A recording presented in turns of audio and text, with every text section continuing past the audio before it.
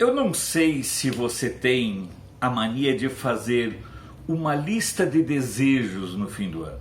Eu tenho. E eu quero apresentar para vocês a minha lista de desejos para 2020. Quero compartilhar com você e que você, nos comentários, complemente, diga aquilo que é importante e que eventualmente eu tenha deixado de lado. Em primeiro lugar, eu quero os meus desejos pessoais em relação a você. Se você está desempregado, que você consiga emprego. Se você está desesperançado, que você volte a ter esperanças na vida, no viver. Que você volte a amar, que você encontre o seu amor, que você encontre uma razão para viver, uma razão para lutar e uma razão para amar. Que, se estiver com problemas de saúde, que sejam encontradas as melhores alternativas para minorar sua dor e seu sofrimento. Que seu time vença todos os jogos e todas as competições, menos quando jogar contra o Grêmio. Olha, que você realize aquela viagem dos sonhos que está guardada dentro do seu coração faz tanto tempo. Que você ajude a fortalecer o canal, se inscrevendo, compartilhando o conteúdo, se puder, participando financeiramente da sua sustentabilidade. Esses são os desejos em nível daquilo que eu quero para você. Que você tenha em 2020 a realização de todos os seus sonhos, dos seus desejos, que suas necessidades sejam contempladas e que suas angústias sejam sanadas. Em nível pessoal, eu quero que Deus continue me abençoando e que o Grêmio ganhe algum jogo do Flamengo em 2020.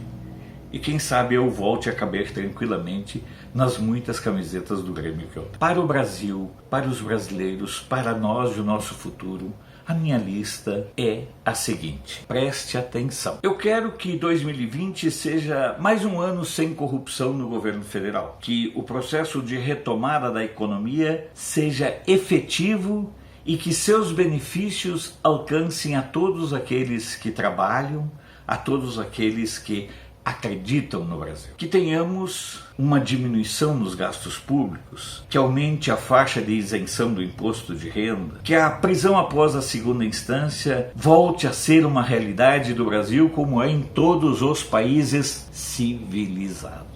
Cadeia para os corruptos, mas cadeia mesmo, não spa em Curitiba. Que o brasileiro vote de modo consciente nas eleições de 2020, lembrando que ao eleger vereadores, no mais das vezes está elegendo cabos eleitorais que irão trabalhar em 2022, e aí sim, para renovar o Congresso Nacional e extirpar o bando de ladrões que se escondem em todos os partidos e que a gente comece, através do voto, a limpar aquela casa e fortalecer a democracia, que é tudo que eles não querem. Que os esquerdistas, eístas em geral, acordem para a realidade. Que o brasileiro continue se distanciando cada vez mais da influência das mídias tradicionais que primam pela leviandade e pela mentira. Que a internet seja realmente um campo livre, sem esta porcaria de dominação ideológica determinada por algoritmos e por censores, por gatekeepers que atuam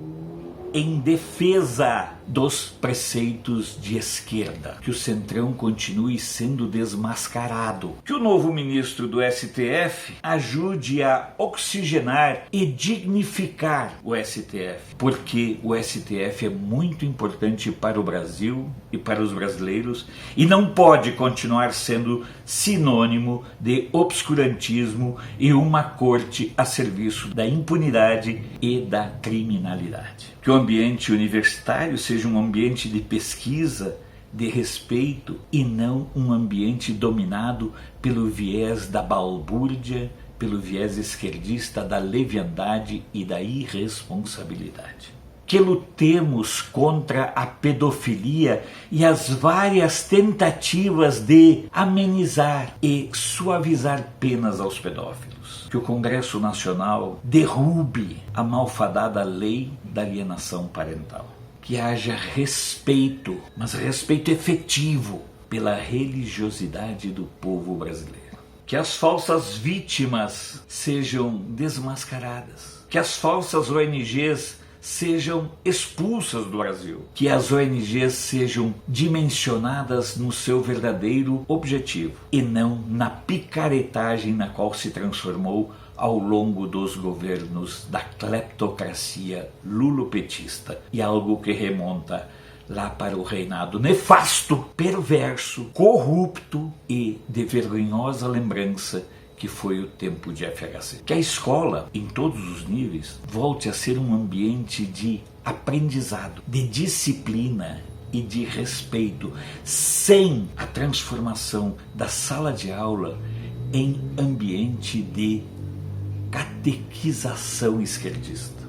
Que os policiais sejam respeitados em seu trabalho, que o combate ao tráfico de drogas seja intensificado também em cima dos consumidores, porque se há tráfico é porque há uma demanda pelo seu consumo. Que o ministro Sérgio Moro seja respeitado no Brasil como ele é respeitado no mundo, e não sujeito a ser interpelado por patifes, por ordinários, por criminosos, por vagabundos de todas as estirpes, como foi ao comparecer em sessões do Senado Federal e da Câmara dos Deputados. Que os isentões deixem de ser covardes e entendam o que realmente está em jogo. Que o canal continue se fortalecendo, que o governo consiga levar saneamento básico a todos os recantos brasileiros, que continue a recuperação de nossa malha rodoviária e o incremento e o investimento numa malha ferroviária interconectada, não só para carga, mas também para passageiros, mas buscando o compartilhamento da rede que já existe. Que saibamos premiar a honestidade,